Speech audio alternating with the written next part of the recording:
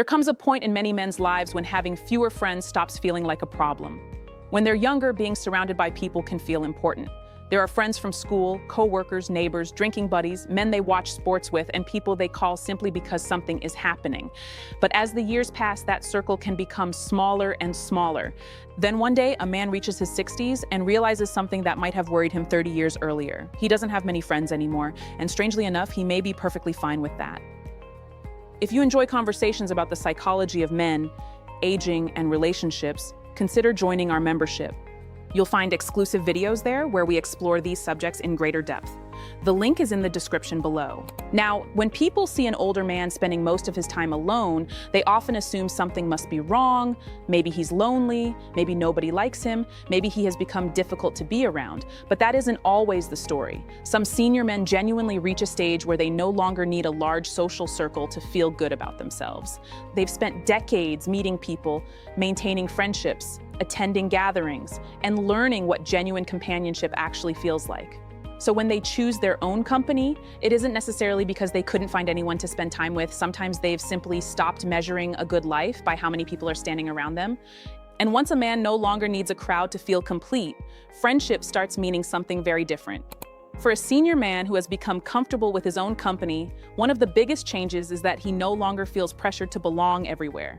He doesn't need an invitation every weekend, he doesn't need a phone filled with messages to feel important, and he doesn't need to stay connected to people simply so he can say he has friends. That need for approval may have mattered much more when he was younger.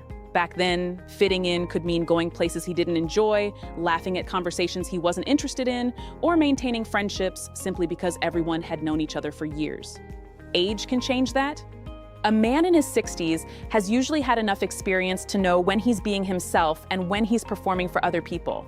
If he has to constantly change his personality, hide his opinions, or tolerate behavior he dislikes just to remain part of a group, being alone may genuinely feel better. This doesn't mean he has rejected friendship. He may still enjoy a long conversation with someone he trusts. He may appreciate having coffee with an old friend or spending an afternoon with someone whose company he genuinely enjoys. But now there has to be a reason for the connection beyond simply avoiding an empty house. That's an important difference. He isn't spending time with someone because solitude frightens him. He's spending time with them because their company adds something worthwhile to his day. And when nobody like that is available, he can go home, close the door, and still be content. For some senior men, that is when having fewer friends stops feeling like loneliness and starts feeling like freedom. Something else changes when a man becomes comfortable spending time alone. He starts discovering how much he actually enjoys it. What once looked boring from the outside can become one of the best parts of his day. He may wake up early, make his coffee, sit somewhere quiet, and feel absolutely no urge to call anyone. He can take a long walk without needing company, work in his garden, read, listen to music, drive somewhere alone, or spend an afternoon doing whatever interests him without having to accommodate another person's plans. And during those hours, his mind has room to breathe. For a man who has spent decades working, raising a family, meeting deadlines, answering questions, and constantly dealing with other people's demands, having several uninterrupted hours to himself can feel incredibly valuable. He also becomes more comfortable with his own thoughts. He doesn't need conversation simply to fill silence. In fact, endless small talk may begin to feel more tiring than enjoyable. He would rather have one meaningful conversation with someone he respects than spend an entire evening discussing things he doesn't care about just for the sake of being social. This is why calling every older man who spends time alone antisocial can be misleading. He may enjoy people very much. He's simply become more particular about the kind of interaction he wants. Give him good company and he'll appreciate it. Give him forced conversation, gossip, or a gathering he doesn't want to attend, and he may happily choose his chair at home instead. Because after enough years of constant noise, silence doesn't always feel empty. Sometimes it feels like exactly what he needed. As a man gets older, he also becomes less willing to keep friendships alive simply because they've existed for a long time. Knowing someone for 20 or 30 years doesn't automatically mean the friendship still belongs in his life today. People change. The friend he once had everything in common with may now spend every conversation complaining, criticizing others, spreading gossip, or bringing problems wherever he goes. Another may only call when he needs money, a favor, or someone to listen to another crisis. And eventually, an older man starts asking himself why he's holding on to a friendship that leaves him feeling worse every time they meet. When he was younger, he might have tolerated it. He may have thought, we've known each other forever. He might have continued showing up because walking away felt disloyal. But years of experience can make a man more selective. He begins to understand that history alone isn't enough to make a friendship healthy. If every meeting comes with negativity, unnecessary drama, competition, or disrespect, he may decide that keeping the friendship simply isn't worth the effort anymore. And he doesn't always replace that person. That's the part people often misunderstand.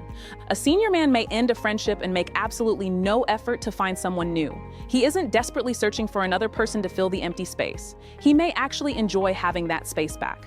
Because once a man becomes comfortable with fewer people around him, losing the wrong company doesn't necessarily feel like losing something valuable. Sometimes what disappears is the obligation, the frustration, and the feeling that he has to keep giving his time to someone simply because they've known each other for years. After enough years of dealing with people, many senior men become very good at noticing things they once ignored. They pay attention to how someone speaks when they're angry, how they behave when they don't get their way, whether they keep their word, and whether a friendship feels genuine or only convenient. A younger man may notice these things and brush them aside. An older man has often seen enough to know where certain behaviors can lead. He recognizes the friend who always turns everything into a competition. He notices when compliments have a little insult hidden inside them. He knows when someone is listening because they care, and when they're only waiting for their turn to speak. And he becomes especially aware of people who are friendly when life is going well but disappear the moment he needs something. This doesn't mean senior men can read minds or that their judgment is always correct. Experience simply gives them more situations to compare. After 60 years of meeting different personalities, making mistakes, trusting the wrong people, and discovering who actually stayed when life became difficult, a man may become harder to impress. Charm isn't enough anymore. Popularity isn't enough. Even having a long history together isn't enough. He wants to know how he feels after spending time with someone. Does the conversation feel genuine? Can he relax around this person? Can they disagree without turning everything into a fight? If the answer is repeatedly no, he may decide that being alone is easier. And when a man becomes this selective, his circle can become very small without him feeling that anything is missing. There is another reason some senior men end up with very few friends, and it has nothing to do with an argument or falling out. Sometimes two people simply stop wanting the same kind of life. Think about a friendship that began when two men were 25. Back then, they may have enjoyed the same places, talked about the same things, and spent almost every weekend together. 40 years later, those two men can be completely different people.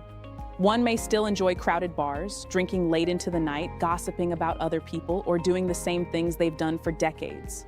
The other may now prefer early mornings, better health, meaningful conversations, learning something new, or simply spending more time at home. Neither man necessarily did anything wrong. They just grew in different directions. And this can be difficult to accept because we're often taught that real friendships should last forever. But sometimes keeping an old friendship alive requires a man to keep being an older version of himself. Senior men who are comfortable alone don't always feel the need to do that. If a friendship no longer fits the person they've become, they may allow it to fade without turning it into a fight. They don't necessarily hate the other person. They can appreciate the memories and still recognize that they have very little in common today. This is one reason an older man's social circle may become smaller while his life actually feels more comfortable. He's no longer collecting friendships simply because they have history. He's choosing company that fits the man he is now, not the man he happened to be 30 years ago. There is a freedom that comes when a senior man stops worrying about how his social life looks to other people. He no longer feels embarrassed because his phone isn't constantly ringing. He doesn't feel obligated to attend every gathering, and seeing other people surrounded by large groups doesn't automatically make him question his own life. He has learned that being surrounded by people and having genuine companionship are two very different things. A man can know dozens of people and still have nobody he can truly trust. He can attend parties every weekend and still come home feeling disconnected. On the other hand, he can have one good friend or sometimes none for a period of time and still wake up feeling satisfied with his life. That understanding can take years to develop. When men are younger, friendships often come naturally because life constantly puts people together. School creates friendships, work creates friendships, raising children introduces other parents, sports, neighborhoods, and social events keep people connected. Later in life, those environments change. Retirement may remove coworkers from his daily life. Children build lives of their own, friends move away, develop health problems, or become occupied with family. Some friendships simply fade because nobody is making the effort anymore.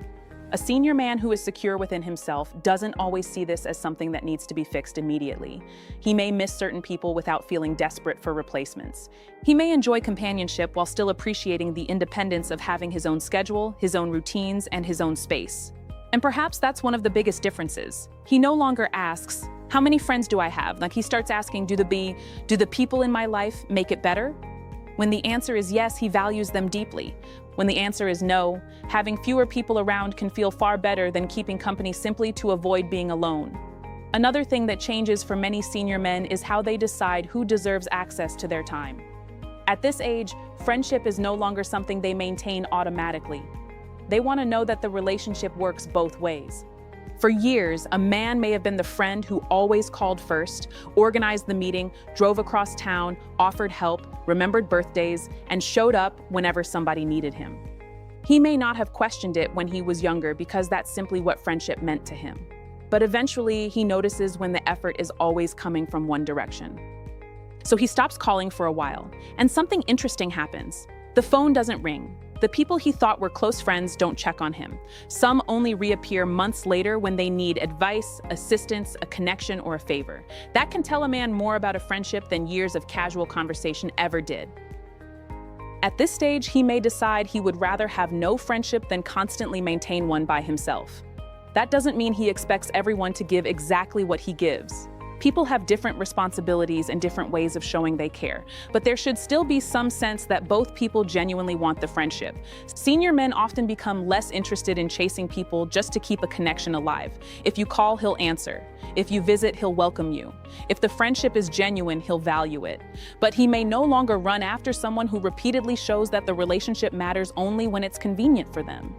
And once he stops doing all the work, he sometimes discovers that his circle was smaller than he thought. For some men, that realization hurts. For others, it brings clarity. One thing many senior men eventually become comfortable with is the possibility that their circle may never become large again. And surprisingly, they may not want it to. They aren't sitting at home counting how many friendships they've lost. Their attention has moved toward the life directly in front of them.